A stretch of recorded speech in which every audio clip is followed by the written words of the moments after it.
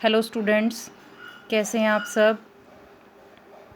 बेटा 8th class students सभी sections के बच्चे सुने, आपके ऑनलाइन एग्ज़ाम शुरू होने वाले हैं। आपको स्कूल की वेबसाइट पर डेट शीट मिल गई है और सिलेबस भी मिल गया है। फिर भी मैं इस वीडियो में आज आपको सारा सिलेबस एक बार रिपीट करवा रही हूँ। अगर किसी बच्चे को सिलेबस नहीं भी मिला तो वो वीडियो में सुन ले। व्याकरण की बुक से हमारे पास 3 चैप्टर आएंगे, उपसर्ग, प्रत्यय और समास। व्याकरण से 3 टॉपिक हैं, उपसर्ग, प्रत्यय और समास। दूसरी हमारी बुक है वसंत। वसंत से 4 चैप्टर हैं, पाठ 1, 2, 3, 4। ये आपका पीरियोडिक टेस्ट का 1 का सिलेबस है।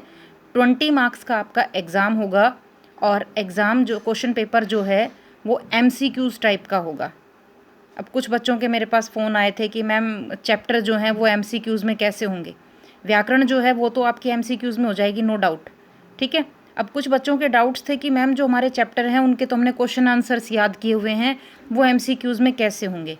तो बेटा मैंने आपके पास हर चैप्टर का PDF सेंड किया है। आपको पाठ को ध्यान से पढ़ना है, क्वेश्चन आंसर्स को भी पढ़ना है, याद करना है। उन्हीं क्वेश्चन में से, उन्हीं चैप्टर के बीच में से छोटे छोटे 1 वर्ड के क्वेश्चंस बन रखे होंगे और वो आप तब कर पाओगे जब आपने चैप्टर के क्वेश्चन आंसर रटने की बजाय चैप्टर को थोड़ा ध्यान से पढ़ा होगा।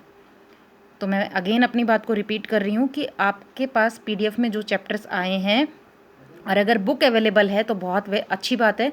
बुक से इन चारों चैप्टर्स की बार बार अच्छे से रीडिंग लगानी है। उससे आपको क्या होगा कि जो बेसिक क्वेश्चंस बनेंगे डीपली भी चैप्टर के बीच से, तो आप उनके आंसर्स ईजिली कर सकते हैं।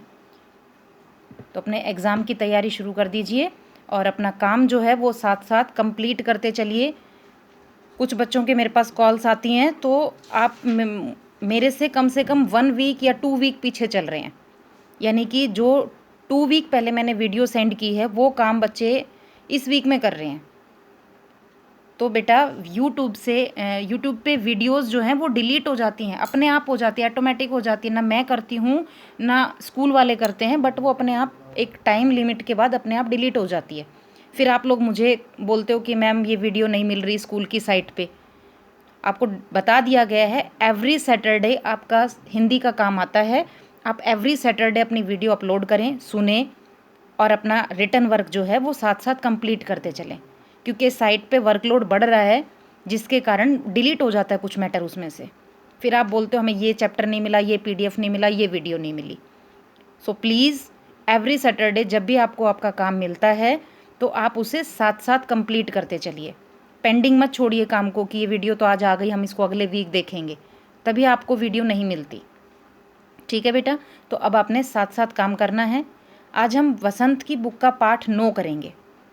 आज आपके पास कल सैटरडे को 8th की 2 वीडियो आएंगी 8th क्लास की, एक वसंत की और एक व्याकरण की, ठीक है। तो वसंत में हम पाठ 9 करेंगे। 8 पाठ हमारे हो चुके हैं, पाठ 9 करेंगे, कबीर की साखियाँ। और ये 9 चैप्टर कराने के बाद अगली जो भी वीडियो आपके पास आएंगी उनमें मैं चैप्टर्स रिपीट भेज दूंगी आपके पास, कि जो कुछ बच्चों को अगर चैप्टर नहीं मिले हैं, वीडियो नहीं मिली थी या कुछ डाउट्स हैं, तो अगेन मैं आपके पास एक बार रिपीट वाली वीडियो सेंड कर दूंगी, ठीक है। वसंत का पाठ 9 जो कि एक कविता है, कबीर की साखियाँ। साखियाँ शब्द का क्या अर्थ होता है? साखियाँ शब्द का अर्थ होता है साक्षी, यानी कि कबीर ने ईश्वर को साक्षी मानकर, गवाह मानकर कुछ ऐसी अपने ज्ञान की सीख लोगों में बांटने का प्रयास किया है। कबीरदास जी बहुत ज्ञानी थे, ये सभी जानते हैं, और कबीरदास जी की जाति पाति ये किसी को नहीं पता। एक जुलाहे दंपत्ति ने उनका पालन पोषण किया था। वो नदी किनारे एक जुलाहा दंपत्ति को मिले थे और उन्होंने उनका पालन पोषण किया था। इनके माता पिता के विषय में कोई नहीं जानता, इसीलिए ना कबीरदास जी की जात का किसी को भी पता नहीं है। और इन्होंने ईश्वर की भक्ति की, ईश्वर का सच्चा ज्ञान प्राप्त करने का जीवन भर प्रयास किया और इन्होंने ईश्वर का सच्चा ज्ञान प्राप्त भी किया। तो वही सच्चा ज्ञान साखियों के रूप में ये हमारे सामने प्रस्तुत कर रहे हैं। ईश्वर को साक्षी मानकर जो इन्होंने ज्ञान प्राप्त किया, उस सच्चे ज्ञान को कसौटी मानकर हमारे सामने कुछ दोहों के रूप में इन्होंने अपने ज्ञान को प्रस्तुत किया है। इस साखी के माध्यम से कबीरदास जी हमें कुछ शिक्षा देना चाहते हैं, वो हमें ध्यान से सुनना है। जाति न पूछो साध की, पूछ लीजिए ज्ञान। मोल करो तलवार का, पड़ा रहन दो मयान। पहले मैं शब्दार्थ समझा देती हूँ। जाति न पूछो साध की, साध मतलब साधु की, यानी कि ज्ञानी व्यक्ति की, साधु जो साधु वगैरह हैं उनकी। पूछ लीजिए ज्ञान। मोल मतलब कीमत करना, किसी चीज़ की कीमत बताना।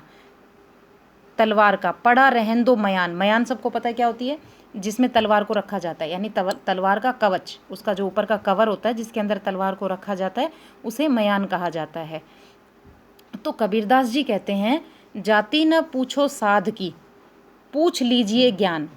कि किसी व्यक्ति की या किसी ज्ञानी व्यक्ति की हमें उसकी जाति नहीं पूछनी चाहिए, कि उस साधु की या किसी ज्ञानी व्यक्ति की हमें जाति नहीं पूछनी चाहिए कि वो किस जाति का है। हमें तो उसके ज्ञान से उसका पता लगाना चाहिए कि वो कैसा है।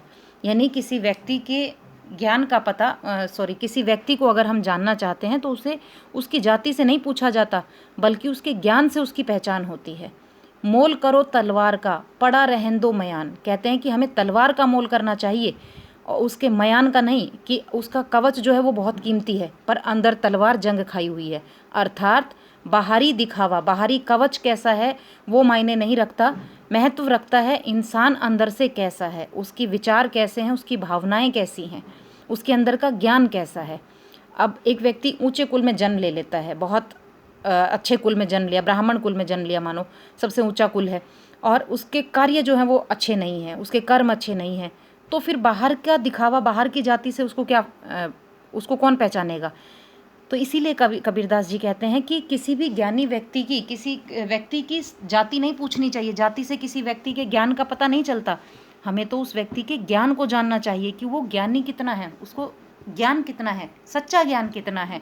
मोल करो तलवार का, और हमें तलवार का मोल नहीं करना, तलवार का मोल करना चाहिए, ना कि उसके कवर का, उसके कवच का, जो उसका ऊपर का बाहरी आवरण है। हमें मनुष्य के बाहरी आवरण को नहीं देखना चाहिए, उसके अंदर की अच्छाइयों को देखना चाहिए, उसके अंदर का ज्ञान जो है, उसकी सद्भावना कैसी है, उसको महत्व देना चाहिए हमें। ठीक है, नेक्स्ट है अगला, दूसरी साखी हमारी। आवत गारी एक है, उल्टत होई अनेक। कह कबीर नहीं उल्टिए, वही एक की एक।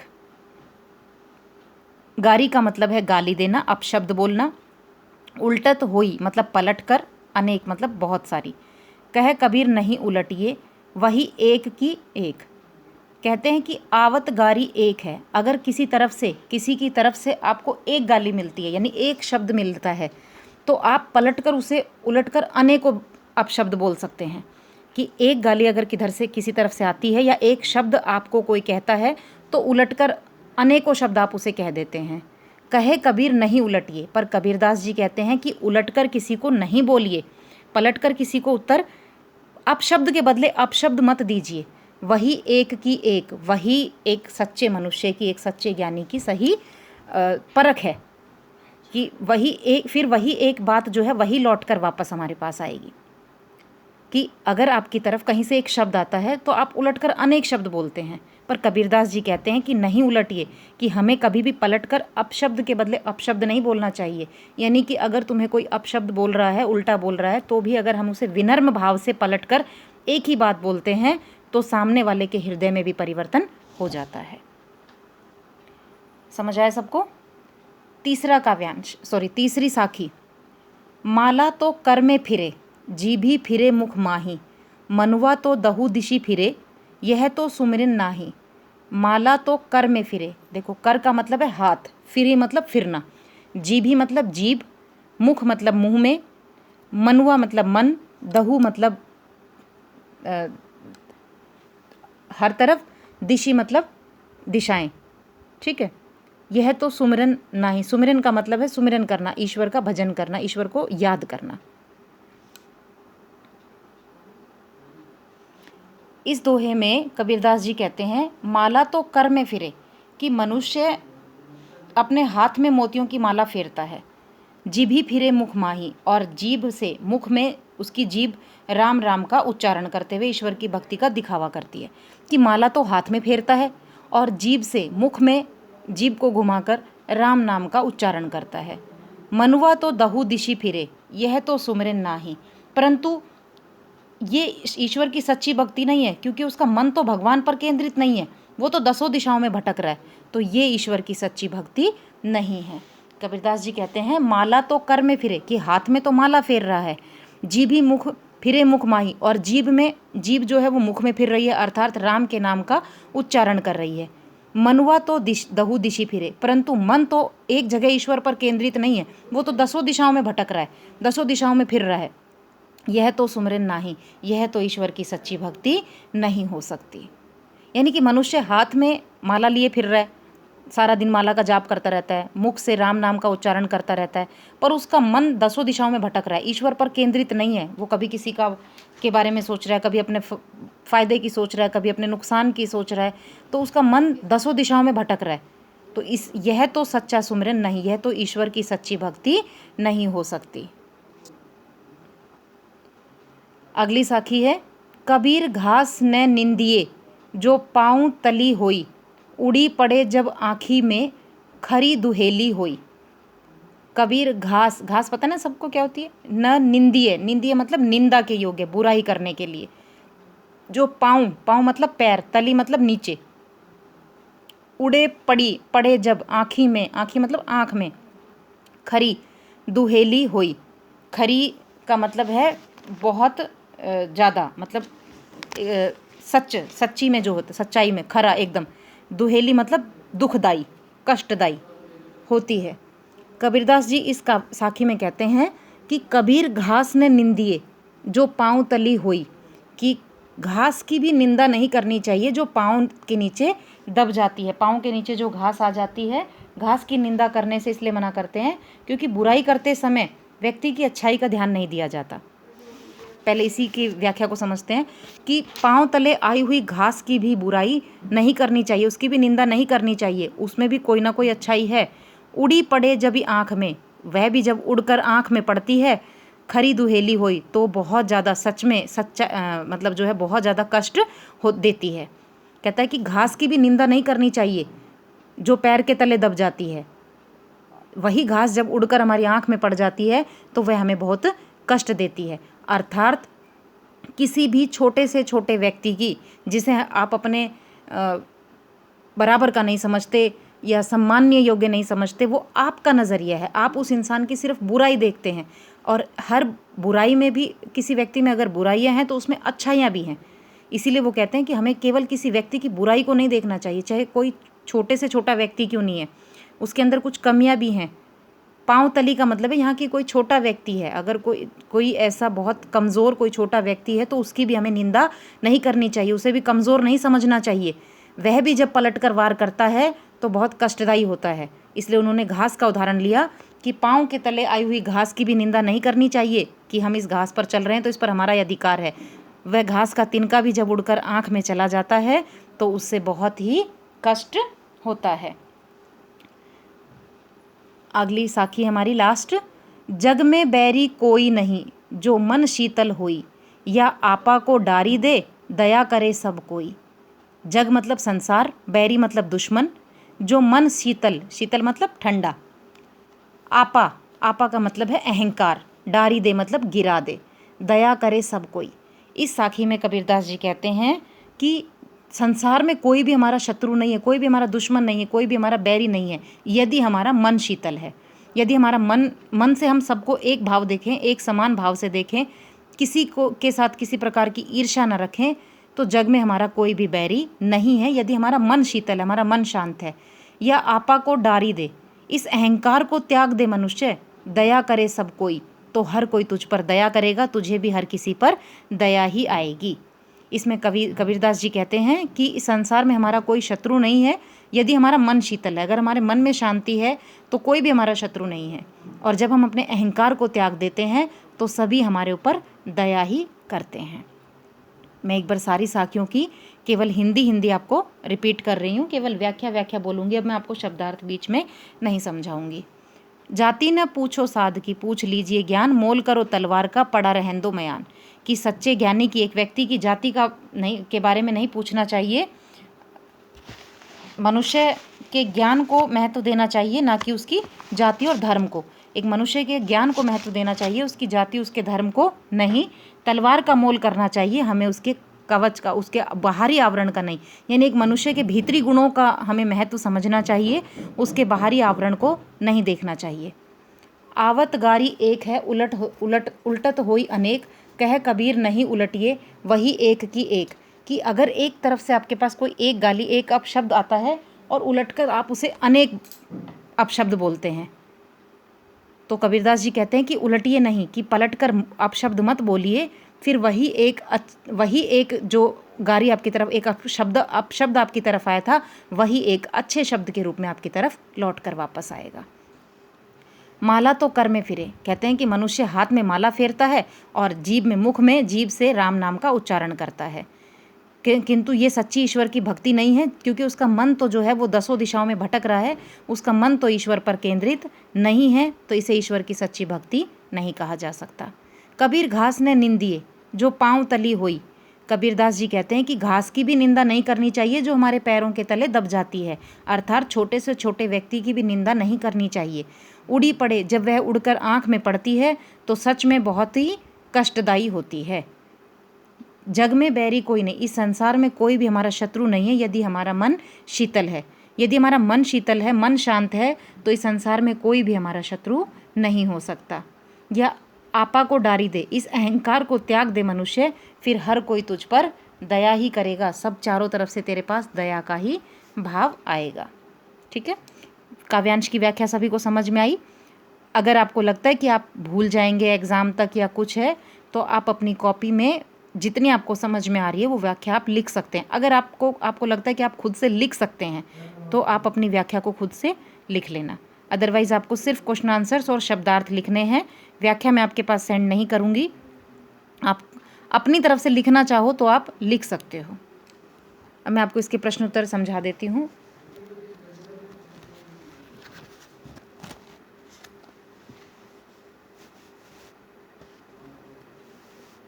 पहला प्रश्न है हमारा, तलवार का महत्व होता है, मयान का नहीं, उक्त उदाहरण से कबीर क्या कहना चाहते हैं? तो इस उदाहरण के द्वारा कबीरदास जी कहना चाहते हैं कि मनुष्य के ज्ञान को महत्व देना चाहिए, यह नहीं कि वह किस जाति किस धर्म का है, उसकी जाति उसके धर्म को महत्व नहीं देना चाहिए, उसे ऊपरी दिखावे में उलझकर नहीं रहना चाहिए, उसे उसके भीतर के ज्ञान को जांचना चाहिए, परखना चाहिए। वही सच्चा सही व्यक्ति होता है, जो किसी व्यक्ति के आंतरिक गुणों की परख करता है, ना कि उसके बाहरी आवरण पर आकर्षित होता है। पाठ की तीसरी साखी जिसकी एक पंक्ति है, मनुआ तो दहु दिशि फिरे, यह तो सुमरिन नाही, के द्वारा कबीर क्या कहना चाहते हैं? तीसरी साखी है हमारी मनुआ तो इसमें कबीरदास जी कहना चाहते हैं कि यदि मनुष्य का मन एक जगह केंद्रित नहीं है, मनुष्य का मन 10 दिशाओं में भटक रहा है, यानी वो अपने फ़ायदे नुकसान, किसी की बुराई अच्छाई के बारे में सोच रहा है, तो वो ईश्वर की सच्ची भक्ति नहीं होती। यानी वो हाथ में माला फेर रहा है, राम नाम का भजन कर रहा है, लेकिन अगर उसका मन ही ईश्वर की भक्ति पर केंद्रित नहीं है, उसका मन चारों दिशाओं में भटक रहा है, नफ़ा नुकसान सोच रहा है, तो वो ईश्वर की सच्ची भक्ति नहीं हो सकती। तीसरा है, कबीर घास की निंदा करने से क्यों मना करते हैं? पढ़े हुए दोहे के आधार पर स्पष्ट कीजिए। तो कबीरदास जी घास की निंदा करने से इसलिए मना करते हैं कि घास जो हमारे पैरों के तले आती है, यानी कि छोटे से छोटे कमज़ोर से कमज़ोर व्यक्ति का भी हमें अपमान नहीं करना चाहिए, उसकी बुराई उसकी निंदा नहीं करनी चाहिए, क्योंकि कमज़ोर व्यक्ति भी जब पलट कर वार करता है तो वो हमारे लिए बहुत ही खतरनाक, बहुत ही घातक होता है। जैसे हम घास का मोल नहीं करते, घास को महत्व नहीं देते, पर घास का एक तिनका भी उड़कर अगर हमारी आँख में चला जाए तो वही घास हमें बहुत ज़्यादा कष्ट दे सकती है। तो कबीरदास जी यही कहना चाहते हैं कि हमें किसी भी व्यक्ति की बुराई, किसी भी व्यक्ति की निंदा नहीं करनी चाहिए, क्योंकि कोई कितना भी कमज़ोर व्यक्ति क्यों नहीं है, जब समय आता है तो वो कमज़ोर व्यक्ति भी बहुत ही हम पर भारी पड़ जाता है।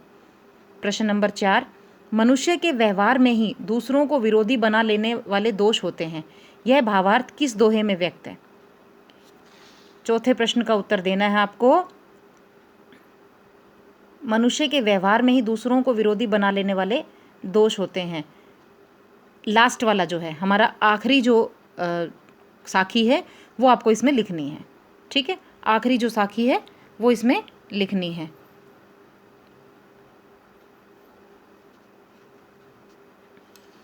एक प्रश्न और इसमें एक्स्ट्रा ये नीचे वाला करना है, ये ऊपर के ये एक्स्ट्रा प्रश्न नहीं करने, ये नीचे वाला ये एक प्रश्न करना है।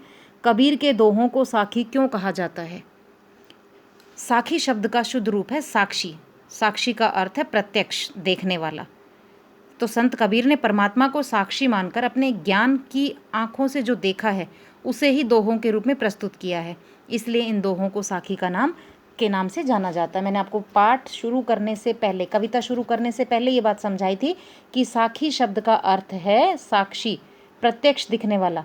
तो कबीरदास जी ने ईश्वर को साक्षी मानकर अपने द्वारा प्राप्त किए गए ज्ञान को हमारे सामने दोहों के रूप में प्रस्तुत किया है, इसीलिए कबीरदास जी के दोहों को साखियों का नाम दिया जाता है। उम्मीद करती हूँ बेटा आपको पाठ की, कविता की व्याख्या अच्छे से समझ आई होगी। प्रश्नोत्तर आपके पास PDF में आ जाएंगे। आपको प्रश्नोत्तर करने हैं, शब्दार्थ करने हैं, व्याख्या अगर आप लिखना चाहो तो लिख सकते हो। अगर आपको लगता है कि आप अपनी नॉलेज के लिए लिखना चाहो तो मैं तो सभी बच्चों से यही कहूँगी कि लिख लेना, ताकि आगे आपको याद रहे, वरना कुछ टाइम के बाद फिर आप भूल जाओगे। तो इसकी व्याख्या जो है वो आप खुद से अपनी कॉपी में लिखेंगे।